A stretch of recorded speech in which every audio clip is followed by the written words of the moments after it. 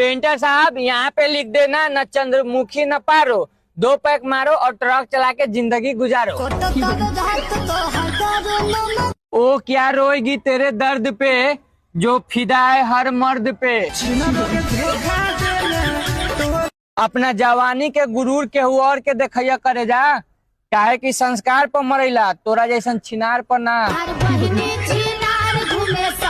भौजी बोलती है भतार को समझदार होके के चाहिए और देवर के छिनार होके के चाहिए। यहाँ पे लिख दो, पार्ले जी खिया के मजा मार लीजिए।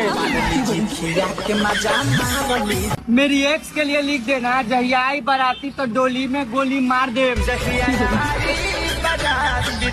हीरा बेटे मत रहो ये भरम में, अक्सर प्यार करने वाले लोग मिलते हैं सूटकेस नहीं तो नीले ड्रम में। और मेरे भाई, जिसको तू चांद बोलता है ना, उस पे न जाने कितने देशों के रॉकेट उतर चुके हैं।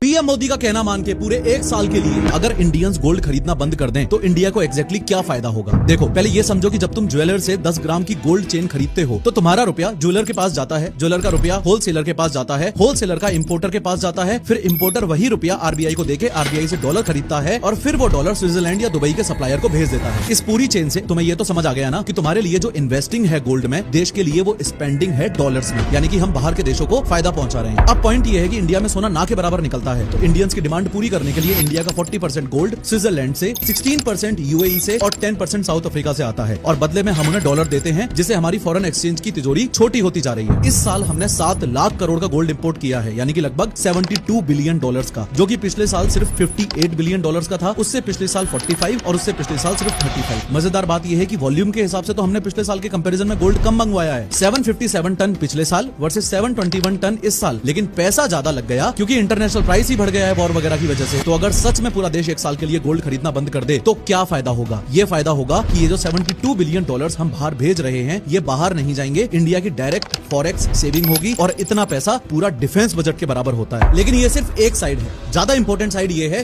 कि 1 करोड़ से ज्यादा लोगों की नौकरियां प्लस देश का जीडीपी का 7% प्लस बैंक एक्सेट्रा, ये सब ज्वेलरी इंडस्ट्री पर डिपेंडेंट है, ये सब खतरे में आ जाएगा। साला संडे को पनीर बनाने और खाने का मजा ही कुछ और है। साला इसमें आटा पड़ेगा रे कि आटा का पूरी बनेगा तब पनीर के साथ खाएंगे। साला चावल डाल रहा है इसमें, इसमें चावल डालाएगा, चावल के साथ पनीर बनता है। चावल वाला का एकदम